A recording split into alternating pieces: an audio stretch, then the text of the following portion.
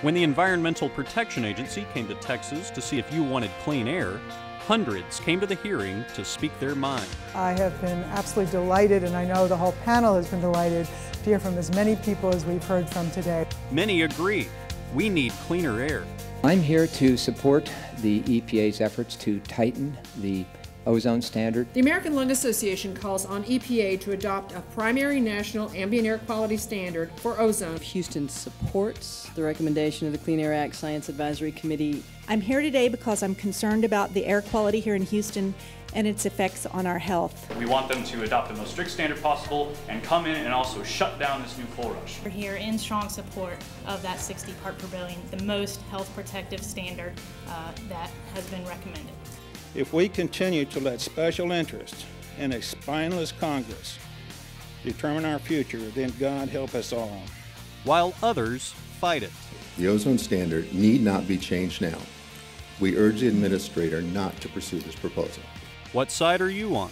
High levels of ozone will actually make our children sicker, our elderly people sicker, and we don't want that to happen, obviously. We want our families to be healthy. Too many people, ozone polluted air means more breathing problems, aggravated asthma, fear-filled trips to the emergency room, and even admission to the hospital. Ozone is a powerful respiratory irritant that leads to shortness of breath, chest pain, inflammation of the lung lining, wheezing and coughing, increased risk of asthma attacks, need for medical treatment and for hospitalization for people with lung disease, and even premature death. People actually die of asthma. This is no joke. Get involved. Tell your friends at work, at church, at your favorite honky-tonk. Write the EPA today. Even if all you can do is just write a few sentences or type a few sentences, that can be incredibly powerful. Despite the evidence, big oil and big coal make this about money. Job losses, less domestic oil and gas production, and energy security will result from this proposal. We urge the federal government through the EPA to consider the real-world consequences for Texas families whose livelihood are linked to oil and gas. We hear this, the evidence just simply doesn't show that effect. The evidence shows that we can have clean air and a strong economy.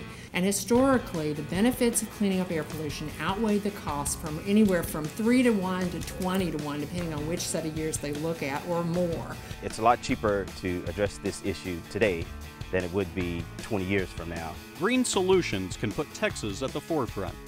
With technology, green jobs, you'd create hundreds of local jobs, permanent jobs. Isn't it amazing that with all the environmental problems Texas has, we have within our own borders the resources to fix all of them? Almost like God made it that way. We can perceive the issues of pollution and climate change as serious obstacles, or we can embrace these challenges as massive opportunities. We're already the leader in wind. We can set the standard in solar and green energy and move past our history. Sector of our economy that has suffered the most loss has been in manufacturing. And in fact, that's a sector that we could stimulate with green jobs. Tell EPA we want clean air, we want it now. We don't want to wait another 5 or 10 years because we've had dirty air for over 40 to 50 years in Texas and around the U.S. The evidence shows that cleaning up the air is good for everybody. Be heard. In order to make this transition, it has to be a grassroots movement. This is the time for us to be involved. Be loud.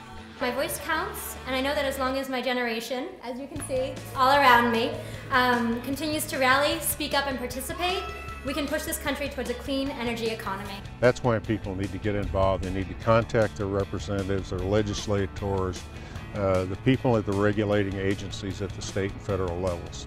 Take a stand.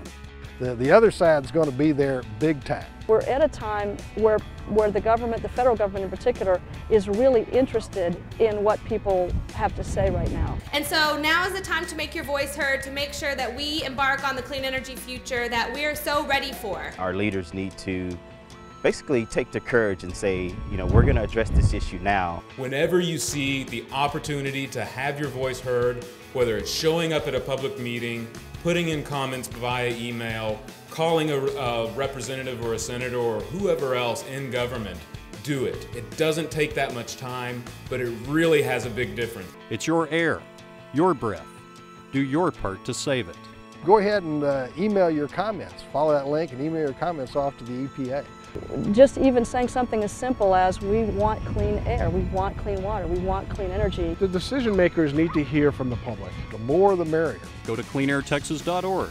Tell the EPA to make the ozone standards stronger. You have until March 22nd. So do it now.